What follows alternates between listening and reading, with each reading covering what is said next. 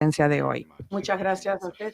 Muchas gracias a ustedes. Es un placer estar aquí con todos ustedes. Sé que estamos esto en forma virtual porque estamos en medio de esta pandemia, pero espero en los próximos 20 minutos poder explicar el estado de la pandemia tal como está hoy a comienzos de octubre, para poder hablar de dónde venimos y cuál sería el futuro de esta pandemia, pero también cómo te podemos pensar en forma más creativa para poder manejar futuras pandemias. Estamos en lo que yo diría es el mes 10 de lo que es una pandemia de 18 meses. Voy a explicar por qué digo esto.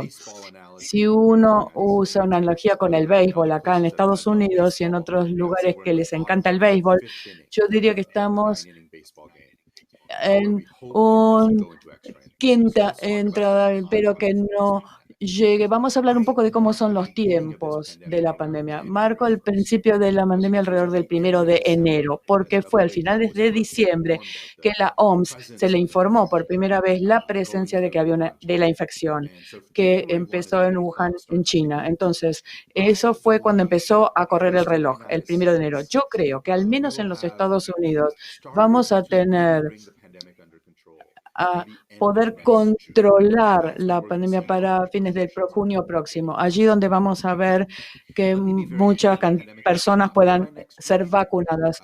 Voy a aclarar que no es que se va a terminar, vamos a lidiar con este virus por muchos años en muchas otras partes del mundo. Y por cierto, que a medida que vamos más allá de los Estados Unidos, que pensamos, por ejemplo, países del Caribe, América Latina, Europa, África, otros lugares, puede haber incluso más demora, puede ser más el verano o el otoño del próximo año antes de que estén disponibles las vacunas. Pero espero que en Estados Unidos que la mayoría de los americanos que quieran ser vacunados van a poder estar vacunados para el próximo verano. Eso nos da más o menos un periodo de 18 meses. En la primera mitad de esta pandemia, entonces, ¿qué ha ocurrido? El virus comenzó en Wuhan, en China, y se ha diseminado en diciembre probablemente a muchas otras partes de China y probablemente ha salido de China para el mes de diciembre y empezó a diseminarse por el resto del mundo. Lo que vemos ahora, cuando ya estamos a los 10 meses de su comienzo, es una diseminación bastante desigual y respuestas desiguales, y me voy a referir a esto. En la diseminación desigual o despareja, yo no veo que se han afectado todas las partes del mundo en forma similar. Algunos lugares han sido afectados en forma muy intensa inicialmente por los viajes desde China, pero también en otros lugares ha habido una respuesta más tardía. Europa Occidental fue afectada en forma muy temprana, en forma importante, y la Europa Oriental está viendo aumentos ahora. América Latina al principio no fue afectada en forma muy importante, pero ahora vemos los resultados en Perú, en Chile, por ejemplo, en México, uno de los lugares más calientes en el mundo. También muchos de estos países han estado luchando con esta pandemia continua. En la India inicialmente hubo un confinamiento muy severo y parecía que estaba respondiendo bien, pero actualmente estamos teniendo hasta 80 casos por día. En Estados Unidos ha sido un desempeño pobre comparado con otros países de ingresos altos. Y yo creo que realmente en este caso creo que Norteamérica debería ser un líder. ¿Por qué esta variación? ¿Por qué vemos tantas diferencias en todo el mundo? Lo que yo diría es que no es porque algunas poblaciones son más inmunes que otras. Ha habido esta teoría, pero yo no he visto evidencia de esto.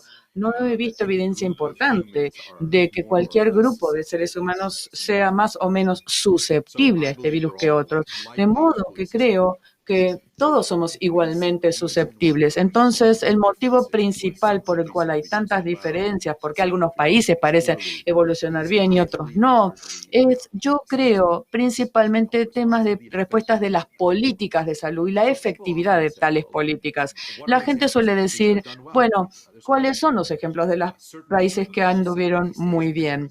Bueno, hay una serie de países del este asiático, han tenido buena respuesta, y no solo Taiwán o Corea del Sur y Japón, los que son países más ricos, sino también otros países de menores ingresos, como Vietnam, han hecho un muy buen trabajo. No es solo esto, también los países como Alemania han tenido una buena respuesta, otros en el continente africano han tenido buenos resultados. Entonces podemos apuntar a muchos países que han hecho un buen trabajo en el manejo del virus. ¿Qué quiere decir hacer un buen trabajo en esto? Si damos un paso atrás y nos hacemos la pregunta, ¿cómo controlamos el virus? ¿Qué sabemos sobre cómo se disemina el virus? ¿Y qué herramientas tenemos para poder contrarrestar este virus? Las herramientas fundamentales que tenemos, sabemos que el virus se disemina, se transmite de persona a persona cuando la gente interactúa a distancia corta, y el virus se transmite más fácilmente cuando la gente está en los interiores y menos eficientemente en el espacio abierto, probablemente por el flujo de aire, por la ventilación y la concentración del virus. Si uno está en el exterior, bueno, la buena ventilación implica menor transmisión, en cambio en interiores no. Ahora, si eso es así, y es así lo que nos ha mostrado la ciencia, lo que sabemos con respecto a medidas de control, usar barbijos o mascarillas es muy útil porque reduce el virus, la transmisión del mismo si uno está infectado. También sabemos que mantener las distancias sociales es muy importante. Cuanto más lejos estamos de otras personas al hablar o al cantar o simplemente estar ahí respirando, menos virus uno va a transmitir a los otros porque la distancia importa.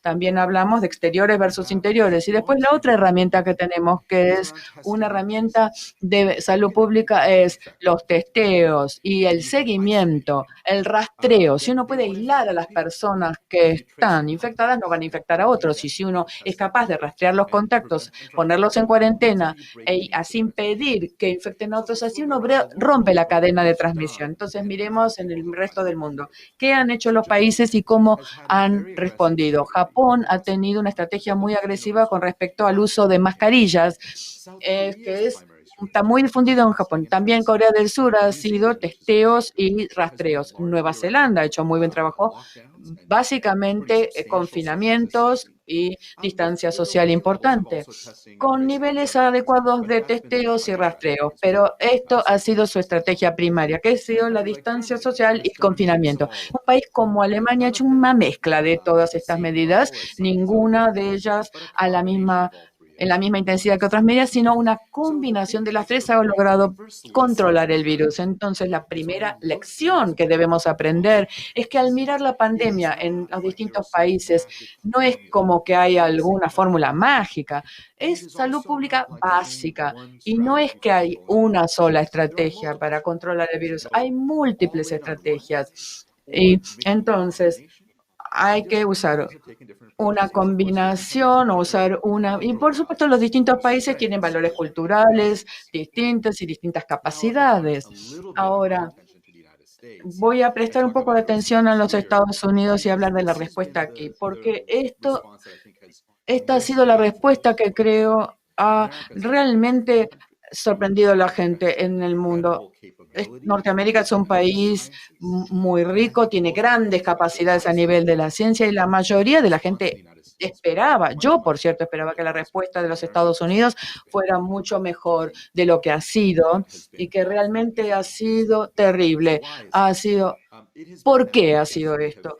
Ha ocurrido esto porque hemos fallado en la implementación de esas prácticas de salud pública en forma consistente alrededor de todo el país. Algunos estados han hecho un buen trabajo, pero muchos no. Y parte de esto, y esta es la segunda lección de la pandemia, donde me voy a detener unos minutos. Parte del motivo de que esto ha ocurrido es por información inadecuada, mala información. Uno de los desafíos de la pandemia sea la gran cantidad de información errónea, alguna porque ha habido un vacío de comunicación, y voy a explicar esto un poco más adelante. Pero la mala información, la información inadecuada ocurre cuando la gente recibe información conflictiva, que los confunde respecto de las respuestas correctas. Y el motivo por el cual eso es dañino es que eso socava el deseo de la gente de involucrarse con las medidas de salud pública. Un país puede implementar las medidas de salud pública que desea, pero si la gente no las acepta, no adhiere a ellas, uno puede tener una política sobre el uso de mascarillas, pero si la gente no las usa, no funciona. Y esto es porque la falta de comunicación clara y consistente por parte del gobierno federal de los Estados Unidos. Ustedes han visto gente involucrarse. Tanto algunos de nosotros hemos tratado de ofrecer guías basadas en la ciencia. Mucha gente no tiene esta base científica, no sabe mucho de esto y que han tratado de compartir información que confunde o que está mal. Para mí, como recordatorio y para todos en la comunidad de salud pública, es que en medio de la pandemia todos tenemos que defender la ciencia y los enfoques basados en ciencia. No podemos dejar que el gobierno estatal o federal que tome la partida. Y creo que hay otra cosa que ha sido muy poderosa respecto de la información equivocada. No es solamente que la gente habla que no sabe de lo que habla. Ha habido un esfuerzo de algunos grupos políticos de diseminar información equivocada en forma coordinada para tratar de socavar la salud pública. Y ese es un desafío muy importante. Nosotros en la comunidad de la salud pública tenemos que pensar en esto y sobre todo para futuras pandemias, pensar cómo contrarrestamos eso, qué podemos hacer para asegurarnos de que en el futuro no ocurra esto, que la gente dice, mire, tanta información equivocada. Ese ha sido, creo, un punto fundamental que ha hecho difícil la respuesta a la pandemia aquí. Quiero ahora referirme a pensar cómo esta pandemia encaja en un marco más amplio de los brotes de enfermedad y qué pasaría en el futuro. Y luego hablar de lo que tenemos que hacer y qué tenemos que hacer en forma diferente en el futuro. Si uno escucha a la gente, bueno, esta pandemia es un evento de una vez en un siglo. Y es cierto que probablemente uno se tiene que remontar a la epidemia de gripe de 1918 para recordar algo que ha sido algo tan disruptivo. Pero creo que esto elude un punto principal, que estamos viendo cada vez más brotes en el mundo. Esto está creciendo y ha estado creciendo en los últimos 30 o 40 años. O sea que hay que tratar de comprender qué está causando esos aumentos y qué implicancias tiene para pandemias futuras. Porque yo creo, y voy a explicar por qué, pero creo que estamos entrando en una era de pandemias y que vamos a tener más y que tenemos que alistarnos para enfrentar futuras pandemias. Si somos inteligentes, tal vez no alteren tanto la vida como ha hecho esta, pero ciertamente creo que no va a ser la última pandemia que veremos en nuestras vidas. O sea que tenemos mucho camino por andar y pensar cómo prevenir futuras pandemias. ¿Por qué creo que estamos entrando esta era de futuras pandemias y por qué estos brotes futuros? Una cosa que hay que comprender, que es otra lección clave que quiero que la gente se lleve, es que la mayoría de las infecciones nuevas en seres humanos, la mayoría, provienen de animales. O sea, son nóticas en origen y realmente ocurren cuando hay un virus que está, por ejemplo, circulando entre los murciélagos u otros animales, por una serie de razones hace un salto a la especie humana. Y los seres humanos no tienen inmunidad natural para estos virus, de manera que se transmite en forma rápida y puede afectar a grandes poblaciones y pandemias como ahora. ¿Por qué pasa esto ahora más que hace 50 años? Hay varias razones. La mayor es el desarrollo económico y los cambios ambientales, medioambientales. Dos motivos importantes. El desarrollo económico quiere decir que la gente come más carne, entra en contacto con los animales más. Ese es un tema. Y esto ciertamente pasó en China y está empezando a pasar en la India, en América Latina y en otras partes del mundo. Y lo vamos a ver en el continente africano en los próximos años. El desarrollo económico es algo bueno, saca a la gente de la pobreza, mejora su salud. O sea que uno tendría que festejar eso, pero también hay que comprender que una de los temas que surgen, más interacción con los animales. Esto lleva al otro tema, que es el cambio medioambiental. Lo que está pasando en muchos casos es la deforestación en muchos lugares, la gente entra en hábitats que son naturales de los animales, todo esto con el cambio climático que también está acelerando estos fenómenos. Entonces uno reúne toda esta información y lo que termina viendo es que hay muchos más brotes de enfermedad que están ocurriendo en los distintos lugares y esto ocurre más rápido. Yo no creo ni espero que estas cosas mágicamente desaparezcan en los próximos años. Creo que vamos a ver más brotes de enfermedad, pero acá viene el tema en donde uno sale de un brote a la pandemia. Y esto es que hay otro fenómeno que está ocurriendo, que es la globalización. La globalización quiere decir que aumentó muchísimo los viajes internacionales, no por supuesto este año por la pandemia, pero si miramos qué pasó en 2019 versus 2009 o 1999, masivo aumento en los viajes internacionales. Mucho de esto impulsado por China, o sea que uno de los motivos por los cuales el brote de SARS de 2003 no se transformó en una pandemia masiva, en cambio este sí de SARS-CoV-2 de COVID-2019 sí se transformó en una pandemia, es que China es tanto más móvil hoy en día de lo que lo era en 2003. Los ciudadanos chinos tienen más dinero, viajan más, tanto a nivel personal como de negocios, dentro de China y mucho más viajes internacionales. Esto quiere decir que un brote de virus en Wuhan rápidamente terminó en Beijing, en Shanghái y en Roma, en Nueva York, en Ciudad de México y en San Pablo. O sea, realmente se transforma en una pandemia global rápidamente. Este fenómeno de la globalización tampoco va a desaparecer. Vamos a ver cada vez más fenómeno de globalización en los años próximos, especialmente a medida que India se desarrolla más económicamente, el continente africano empieza a desarrollarse más en forma, a nivel económico y va a haber más viajes internacionales. Y a medida que América Latina continúe creciendo y se desarrolle económicamente, también van a viajar más. O sea que la globalización va a transformar estos brotes locales en globales mucho más rápido. ¿Quiere decir esto que realmente estamos entrando en una era en que vamos a tener más pandemias? Entonces quiero referirme ahora a las cosas que creo que debemos hacer a medida que avanzamos y pensamos en el futuro.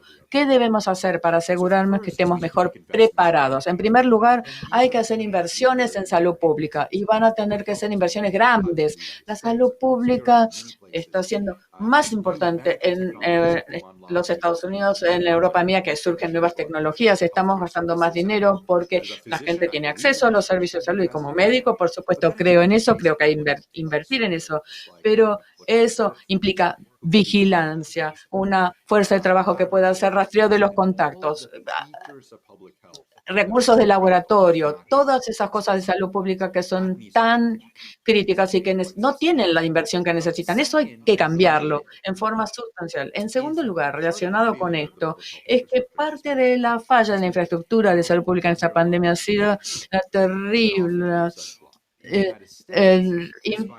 problemas que nos bloquean. Por ejemplo, en Estados Unidos, desproporcionadamente esto ha afectado a los norteamericanos de origen latino y de raza negra. Esto no lo vimos venir porque la infraestructura era tan débil que no veíamos todo esto y no lo vimos hasta más tarde durante la pandemia. Tenemos que tener una infraestructura de datos mucho más sólida en salud pública. Y esto lleva a algunas posibilidades interesantes. Cuando pienso en mi propio análisis de esta pandemia, ¿cuáles son las fuentes de datos que yo miro? Algunas vienen del gobierno, pero mucho viene del sector privado, de Google, de OpenTable, que nos dice cosas sobre, por ejemplo, las reservas que la gente hace, la forma en donde va a cenar.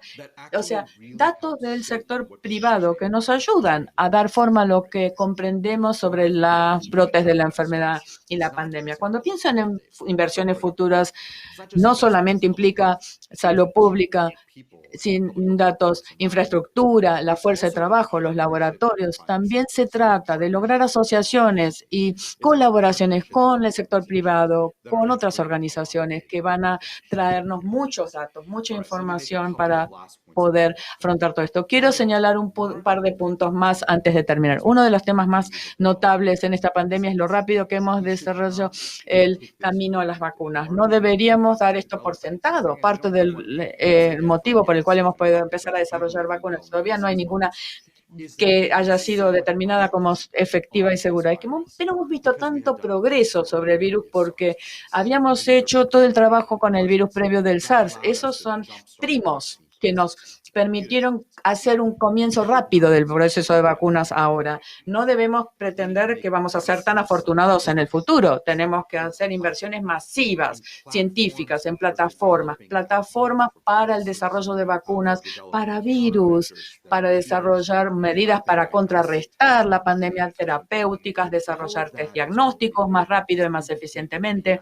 Todo esto va a requerir no solo los Estados Unidos, sino a nivel global, de decenas de billones de dólares por año, sino más, porque el costo de no tener estas cosas serán trillones que necesitaremos, sino eso creo que va a ser otro foco principal de inversiones futuras acerca de las pandemias. Quiero finalizar diciendo que esto ha sido unos tiempos sumamente difíciles para todos en el mundo. No se ha salvado ningún país. Algunos de nuestros países han sufrido más que otros, en gran parte debido a inadecuadas respuestas en cuanto a políticas. Países que no tienen muchos recursos han podido a veces hacer muy buen trabajo y otros países con muchos más recursos no han podido enfrentarlo tan bien. De manera que los recursos del país no son el mayor predictor de si se podrá hacer un buen trabajo o no. Dicho esto, todavía tenemos algunas maneras de trabajar esta pandemia y no hay que volverse complaciente para los países que han tenido buenos resultados. Todavía tenemos desafíos, pero tengo la esperanza de que podamos identificar vacunas en los próximos meses, que tengamos algunas en un lapso de 3 a 6 meses, que van a haber un mayor aumento global de la producción. Hay un muy buen programa de la OMS que se llama COVAX, que yo he apoyado mucho porque creo que es extremadamente importante, pero no hablé suficiente del papel que ha jugado la OMS y yo creo que ha sido un rol muy importante. Programas como el COVAX, si son exitosos, van a permitir la distribución de vacunas a gran parte del mundo. Esto no es una época en que hay que nacionalizar el tema de las vacunas. Hay que trabajar en forma de colaboración para lograr llevar a gran parte del mundo y vacunar la parte más esencial de la población para 2021 y el resto para 2022. Pero esto requiere un esfuerzo concertado a nivel global. Finalmente, las pandemias nos recuerdan nuestra humanidad compartida. Si nos comportamos en nuestro propio interés, solo terminaremos solos. Pero si trabajamos en forma colectiva y trabajamos en la misma dirección, podremos derrotar al virus y controlarlo y volver a recuperar nuestras vidas como antes. Muchas gracias por su atención.